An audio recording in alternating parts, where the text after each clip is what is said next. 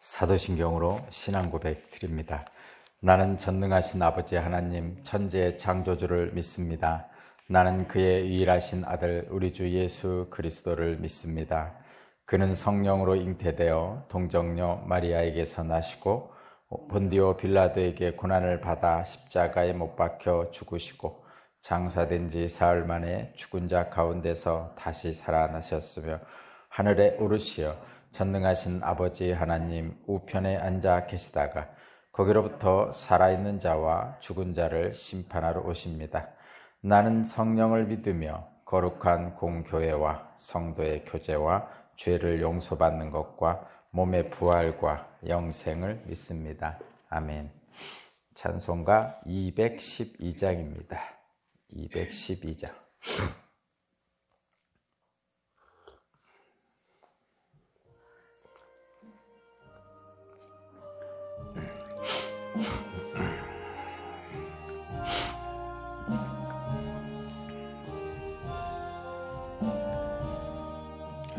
겸손히 주를 섬길 때 괴로운 일이 많으나 구주여 내게 힘주사 잘 감당하게 하소서. 인자한 말을 가지고 사람을 감화시키며 갈 길을 무리를 잘 인도하게 하소서. 구주의 귀한 인내를 깨달아 알게 하시고 굳건한 믿음 주셔서 늘 승리하게 하소서. 장래의 영광 비추사 소망이 되게 하시며 그주와 함께 살면서 참 평강 얻게 하소서. 아멘. 아멘.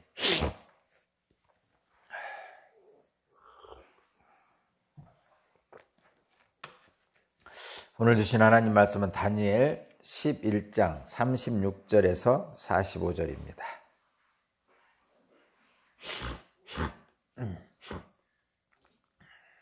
다니엘 11장 36절에서 45절까지 말씀을 제가 봉독합니다.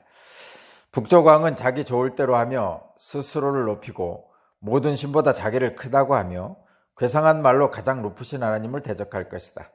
하나님의 진노가 끝날 때까지는 그가 형통할 것이다. 하나님은 정하신 것을 반드시 이루시기 때문이다.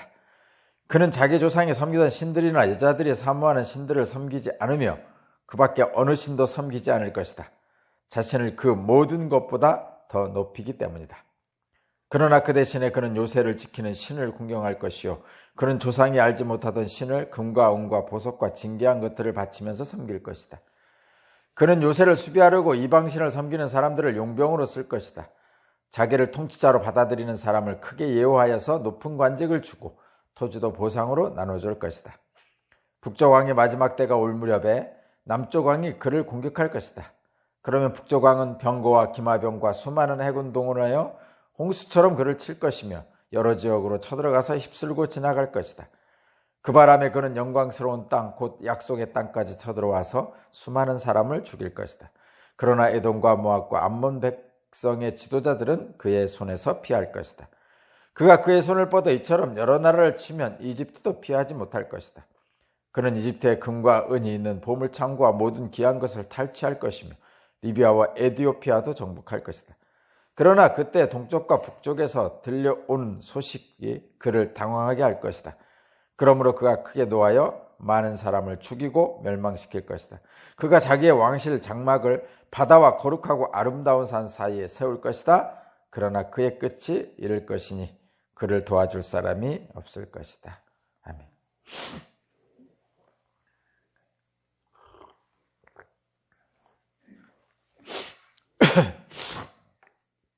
오늘 말씀의 제목은 나를 나답게 하시는 하나님입니다.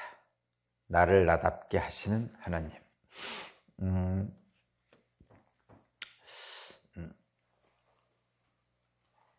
어떤 학자가 한 100여 년 전인지 200여 년 전인지 제가 잘 기억을 못하겠지만 어떤 학자가 쓴 책에 이런 표현이 있습니다. 절대 권력은 절대 부패한다. 이런 표현이 있습니다. 이 표현은 인간이 근대 계몽주의를 지나면서 인간이 깨어났다는 뜻이죠. 계몽주의라는 것은 인간이 깨어나서 어떤 지적인 발전을 이루게 됩니다. 과학 발전과 더불어서 인간의 인식의 발전을 이루게 됩니다. 대단하죠. 근대 과학혁명과 계몽주의 혁명을 거치면서 인간들이 깨달은 것이 있는데 그 중에 하나가 절대 권력은 절대 불패한다는 것입니다. 절대 권력은 절대 부패하기 때문에 인간들은 어떤 방지 장치를 만들었는데 그것이 권력 분리입니다. 절대 권력을 만들지 않으려는 거죠. 그래서 요즘 정치제도는 삼권 분립이죠. 삼권이라 하면 입법부, 행정부, 사법부를 분립시키는 거예요. 그러니까 따로따로 놓는 거죠. 입법부는 입법부대로, 행정부는 행정부대로, 사법부는 사법부대로 각자 독립적으로 활동하면서 서로 견제하고 또 균형을 이루는 거죠. 그것이 삼권 분립의 정치제도입니다. 우리나라가 그렇죠. 국회가 있고 입법부, 국회, 행정부, 대통령을 수반으로 하는 행정부가 있고 그리고 사법부, 대법원장을 수반으로 하는 사법부가 있습니다.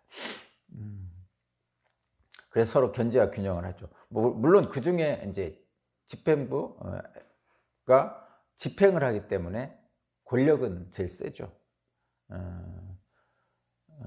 그 입법부, 대통령을 중심으로 하는 행정부가 권력이 제일 셉니다. 왜냐하면 집행을 하는 데니까. 돈을 쓰고 일을 하고 하는 데니까. 그 일을 하고 돈을 쓰는 현실적인 집행력 때문에 가장 힘이 세죠. 근데 그것을 견제하는 양쪽에 있는 입법부와 사법부가 있는데 입법부는 법을 만들어서 그 법 안에서 행정부가 행동하게 합니다. 그렇게 통제를 하고요. 사법부는 그 행정을, 그러니까 입법부는 행정을 하기 전에 법을 만들어서 통제하고요. 사법부는 행정을 한 후에 그 행정이 올바른 것인지를 판단함으로써 행정부를 통제하는 것이 사법부입니다. 대법원장을 중심으로 한 사법부입니다. 그렇게 권력을 견제와 균형을 맞추는 것이 근대 인간들이 깨달은 인간에 대한 지혜? 이런 거예요. 인간 스스로가 인간 스스로를 믿지 못하는 겁니다. 한마디로 얘기하면. 근데 이런 전통은 오래전에도 있었어요. 그리스에도 있었어요. 그리스의 아테네라는 대단히 2000년 전에, 2000년 전인데도 대단히 그 발전한 나라가 있었습니다. 우리가 그리스 로마 신화, 그리스 로마라는 얘기할 때 그 그리스입니다. 그리스에서는 이런 제도가 있었다고 그래요. 도편추방법이라는 게 있답니다. 도편추방법. 말하자면 도편추방법에 대해서 구체적으로 알 건 없지만 이런 겁니다. 예를 들면 투표를 한대요. 투표를 하는데 뭐 가장 인기 있는 사람, 권력에 근접한 가장 인기 있는 사람을 투표를 한답니다. 그래서 가장 많이 얻은 사람, 과도하게 많이 득표한 사람, 그런 사람을 도시에서 추방한대요. 그것이 도편 추방법입니다. 아마도 지나치게 많은 권력을 가질 가능성이 있는 사람을 미리 쫓아내버리는 것 같아요. 요즘 같아서는 상상이 안 되죠. 어떻게 해서든지 자기 지지자들을 많이 만들려고 하는 그런 때인데, 참 그리스는, 아테네는 대단했던 것 같아요. 그런 사고방식을 가지고 있었나 봐요. 그런 거 보면요, 근대 계몽주의의 인간의 그 지적 발전에 따라서 깨달았던 절대 권력은 절대 부패한다는 이런 깨달음이 최근의 것은 아니라는 거죠. 2000년 전에 그리스에서도 있었다는 겁니다. 그런 거 보면 오래전이나 뭐 근대나 지금이나 앞으로도 인간은 그러한 한계를 가지고 있는 것 같아요. 무슨 한계입니까? 권력의 속성이죠. 권력. 힘을 가지고 있는 자는 자기 자신을 신격화시키려는 잘못된 생각을 갖게 된다는 거죠. 그러니까 절대 권력은 절대 부패한다. 뭐 굳이 여러분 뭐 멀리 가지 않아도 북한 같은 경우 그렇잖아요. 그래서 뭐 북한의 김일성 부자 뭐 신격화 뭐 이런 거 있잖아요. 그래서 엄청나게 큰 동상이 세워져 있잖아요. 물론 북한은 북한 자신들은 그것이 정당하다고 생각하겠지만 2000년 전에 있었던 그리스의 도편 추방법이나 또는 근대 계몽주의 시대에 이 절대 권력은 절대 부패한다는 이런 인간의 그 깨달음이나 또 최근에 생기는 그런 독재국가의 문제들이나 또 앞으로의 미래에도 인간은 어쩔 수 없나 봐요. 어쩔 수 없나 봐요. 권력의 속성, 가진 자는 자기를 신격화하려는 경향이 있는데 이것이 인간의 한계입니다. 오늘 본문에서도 그것을 지금 얘기하고 있어요. 36절을 한번 보겠습니다. 36절. 북쪽 왕은 자기 좋을 대로 하며 스스로를 높이고 모든 신보다 자기를 크다고 하며 괴상한 말로 가장 높으신 하나님을 대적하며, 심지어는 37절, 자기 조상들이 섬기는 신들이나 여자들이 사모하는 신들을 섬기지 않으며 그 밖에 어느 신도 섬기지 않을 것이다. 자신을 그 모든 것보다 더 높이기 때문이다. 이 북방왕, 북쪽왕 안티오코스 4세, 그러니까 시리아 쪽을 통치하던 이 그 왕이 자기 마음대로 행하며 자기를 높이는 왕이었나 봐요. 그러니까 권세가 세지면 세질수록 소위 말해서 아나무인격으로 된다는 얘기죠. 자기 외에는 아무것도 안 보이는 거죠. 그러면서 자기 자신을 신보다 높은 위치에, 신의 자리에 놓게 되는 겁니다. 자신을 우상화시키는 거죠. 근데 사실은 이 사람은 그만한 그거를 하기 위해서 자기를 신격화시키기 위해서 엄청난 권력을 가지고 있었죠. 강력한 군사력이 있었어요. 옛날에는 군사력이 최고였죠. 뭐 지금도 마찬가지죠. 요즘은 국력이라고 해가지고 뭐 군사력뿐만 아니라 경제력, 그 다음에 정치 외교력, 뭐 이런 것도 다 합쳐서 국력이라고 그럽니다. 그래서 군사력만 가지고 세계 최고가 되는 건 아니고 거기에는 경제력도 있어야 되고 정치 외교력도 있어야 되고 그런 것들이 필요합니다. 근데 이 당시에는 물론 다른 것도 필요했지만 군사력, 그냥 총칼에 그러니까 칼의 힘이 가장 셌죠. 군사력을 이용해서 주변에 있는 모든 나라들을 침략하고 노략질하고 정복을 하게 됩니다. 그래서 그의 교만과 화세가 하늘을 찌르죠. 하나님조차도 보이지 않고 자기 자신을 하나님 자리에 놓는 신격화를 하게 됩니다. 끝나지 않을 것 같고 영원할 것만 같은 그의 권세도 사실은 끝나죠. 그래서 이런 그 끝나지 않을 것 같고 영원한 권세를 갖고 있는 이러한 안티오코스 4세의 그 통치하에서 핍박을 받는 사람들은 그런 생각을 하죠. 도대체 하나님이 계신 거야? 하나님은 공의로우시다는데 어떻게 저런 악한 사람이 악한 일을 계속하도록 내버려 두신단 말인가? 이런 생각이 들 때가 있습니다. 우리 믿는 사람들도 마찬가지고요. 그냥 일반적인 세상 사람들도 그렇게 세상을 한탄합니다. 그런데 분명한 하나님의 말씀이 오늘 본문에 주어져 있습니다. 권력의 속성, 절대 권력은 절대 부패한다는 이러한 속성을 적나라하게 보여주면서 그것은 그것조차도 하나님의 주권 아래 있음을 오늘 본문에서 저와 여러분에게 보여줍니다. 안티오코스 4세는 권세가 절정에 이를 때, 이제 마지막 때가 왔을 때 40절 이후입니다. 북쪽 왕이 마지막 때가 올 무렵에 남쪽 왕을 공격합니다. 이집트를 공격하죠. 마지막 때가 원래 가장 불꽃이 세잖아요. 그런 것처럼 권세가 절정에 달하고 마지막 때가 이를 때 이집트 땅을 침략하고 리비아와 에티오피아도 침략하고 노략질합니다. 뿐만 아니라 예루살렘도 와서 노략질하죠.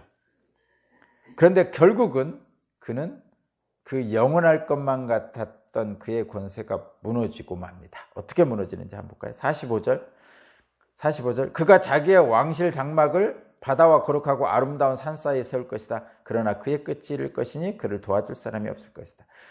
자기의 권세의 상징으로 아마도 아름다운 바다와 산 사이에 엄청난 궁전을 세웠나 봐요. 그런데 세워놓고 죽는 거죠. 종말을 맞이하는 겁니다. 오늘 본문에 나오는 이 안티오코스 4세는 그 당시에 예루살렘을 엄청나게 핍박한 사람인데, 성경에서는 그러니까 많은 사람들이 그를 마지막 때에, 요한계시록에 나오는 마지막 때에 적그리스도를 상징한다 이렇게 얘기하고 있습니다. 그만큼 포악하고 아나무인이고 하나님조차도 자기 아래에 두는 그런 왕이었나 봅니다. 그런데 여러분, 이런 높아지고자 하는 욕망, 자기 스스로를 높이려고 하는 욕망은 안티오코스 4세만 있나요? 저와 여러분은 없나요? 있습니다, 여러분. 자기 스스로를 높이고자 하는 욕망은 모든 인간에게 있습니다. 없다고 하는 분은 제가 성경을 공부한 모든 하나님의 말씀에서는 없다고 하는 사람이 있다면 그건 거짓말입니다. 없고 싶은 거죠. 자기를 높이고자 하는 욕망을 절제하는 것뿐이고,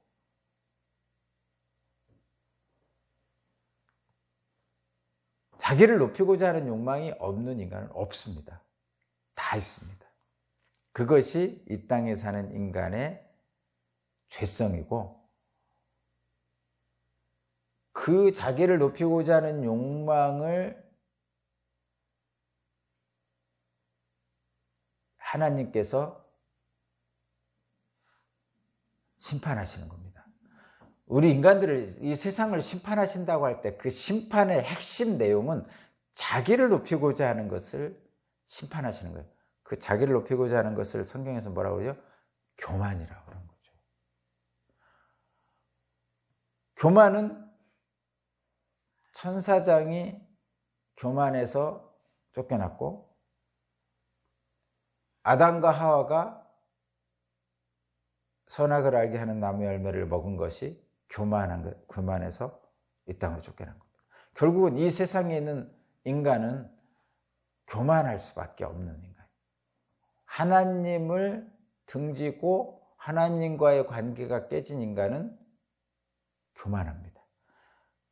결국은 어떻게 하는 것이 구원이냐? 그런 교만한 자기를 높이려는 욕망 안에 빠져 있는 인간이 다시 하나님께로 돌아가는 것, 그것이 구원입니다. 스스로 할 수 있을까요? 인간이 스스로 높이고자 하는 욕망에서 스스로 벗어날 수 있을까요? 못 벗어납니다. 그래서 하나님의 도우심이 필요합니다. 자, 이유는 이겁니다. 여러분, 요즘 인간의 그 과학 문명의 발달, 지적 발달의 대단한 것들을 저와 여러분들은 보죠. 제가 우리 딸이 미국에 있잖아요. 워싱턴주 시애틀에 있는. 거기하고 우리나라하고 낮과 밤이 다릅니다. 우리가 밤이면 거긴 낮이고 거기가 낮이면 우리는 밤이에요. 지구가 둥글기 때문에 그렇죠. 근데 통화할 수 있어요.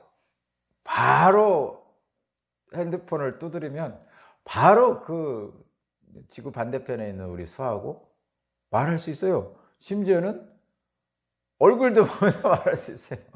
아니, 놀랍지 않아요? 난 이거 너무나 놀라운데 여러분 안 놀랍습니까?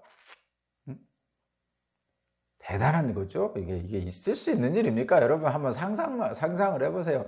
우리 어렸을 때, 아까 한 40년, 50년 전만 생각해 보세요. 상상도 할 수 없는 일. 어떻게 미국에 있는 딸하고 얼굴을 보면서 대화를 합니까? 바로. 근데 이런 것을 할 수 있는 것이 뭐죠? 최첨단 디지털 전자제품이에요. 말하자면 TV, 스마트 TV, 스마트폰, 요즘 스마트라는 표현, 스마트 자동차, 요즘 달나라에 갔다 오죠. 달나라에 가고. 그러니까 이런 최첨단 제품들이 나오죠. 물건들입니다. 근데 이 물건들은 특징이 있어요. 이 물건들의 제품들의 중요한 기능들 중에 많은 기능이 있죠. 터치 스크린, 롤러블, 여러 가지 얘기가 있어요. 근데 가장 중요한 것이 뭐냐? 이 제품들의 가장 중요한 것은, 그리고 늘 문제가 되는 것이 뭐냐? 제품들의 성능을 표시할 때 배터리입니다. 배터리, 충전기, 전원.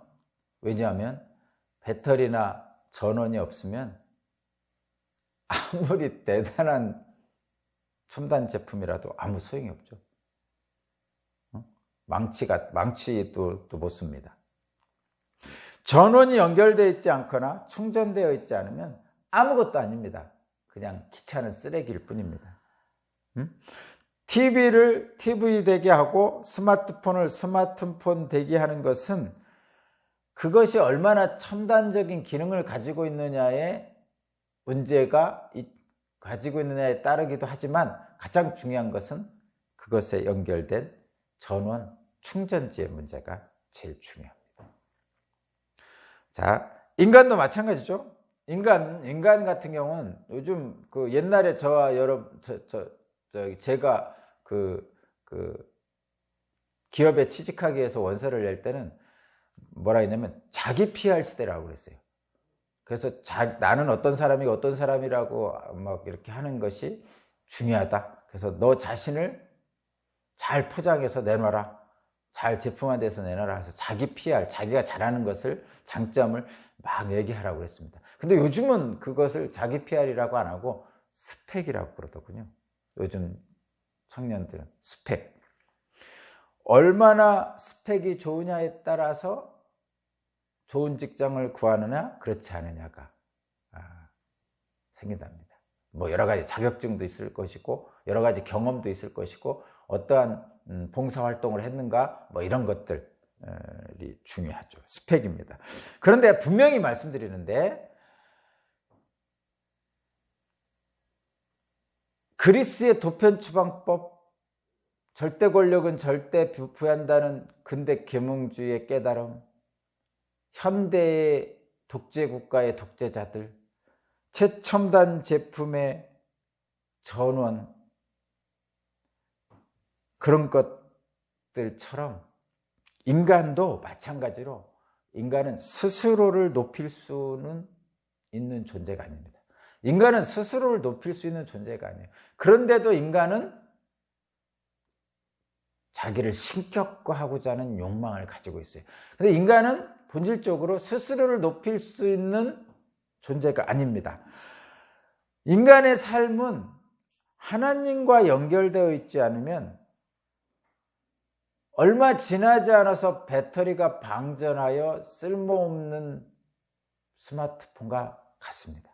하나님과 연결되어 있지 않으면. 그것을 저와 여러분에게 오늘 본문 안티오코스 4세의 이 망나니 같은 짓을 보면서 하나님은 영적인 눈으로 우리를 보게 하시는 거예요. 하나님과 연결되어 있지 않으면 스스로 높일 수 있는 존재가 아닌 인간이 하나님과 연결되어 있지 않으면 아무 소용이 없습니다. 소용이 없다는 얘기는 자기에게도 악하게 되고 다른 사람도 악하게 만드는 그런 사람이 됩니다. 세월이 지날수록 나 자신답게 하는 것은 하나님이심을 인정하지 않을 수 없습니다. 세월이 지날수록 제가 나이가 들수록 또 성경을 읽으면 읽을수록 세상에서는 자기를 포장하고 자기를 과시하고 다른 사람의 것을 자기 것으로 만들고 조금이라도 더 나은 모습을 보여줘야 한다고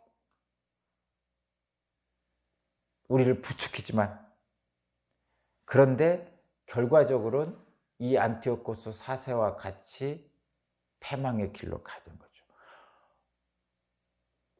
많은 힘을 가지면 가질수록 권력을 가지면 가질수록 더욱더 교만해지는 인간의 욕망이 드러나는 겁니다. 성경에서는 교만은 패망의 지름길이라고 하죠. 그럼 어떻게 해야 됩니까? 이런 높아지고자 하는 욕망이 우리 안에 있는데 저와 여러분은 어떻게 해야 됩니까? 분명하게 기억해야 돼요. 자신을 낮추어 겸손하게 순종하신 예수님처럼 살아가는 삶이 지혜로운 삶입니다. 인간은 스스로 높일 수 있는 존재가 아니기 때문에 오직 하나님만이 나를 나답게 하실 수 있는 분입니다. 하나님과 연결되어 있지 않으면 나 자신이 나답지 못하고 폭주하게 됩니다. 욕망의 노예가 되고 결국은 패망의 지름길인 교만으로 향하게 됩니다. 자, 여러분, 지혜로운 삶, 그것은 하나님과 연결되어 있는 삶입니다. 나를 하나님의 형상을 닮은 나를 나답게 하시는 그런 하나님을 다시 한번 기억하고 그런 하나님을 찬양하며 오늘도 여러분 각자는 여러분 자신답게 여러분을 창조하신 하나님의 형상을 닮은 자로 사시는 그렇게 살게 해달라고 간절히 원하는 오늘 하루가 되기를 바랍니다. 기도드리겠습니다. 하나님 감사합니다. 아무리 세상 권력을 갖고 기세 등등하고 또 영원할 것 같지만 그러나 그들은 곧 멸망하고 맙니다. 하나님, 높아지고자 하는 욕망을 어찌할 수 없어서 폭주하지 않도록 나를 나답게 만드시는 하나님을 섬기며 살기를 원합니다. 오늘도 작은 일들이 또는 큰 일들이 내게 주어집니다. 나의 삶의 일부분, 하루하루가 주어지는 그 매 순간마다 나를 높이고자 하는 욕망이 나에게 있지만 주님을 믿는 믿음으로, 주님의 겸손함으로 나를 다독거리며 나를 나답게 살 수 있도록 하나님 붙잡아 주옵소서. 주님 함께 해주실 줄 믿습니다. 예수 그리스도 이름으로 기도합니다. 아멘.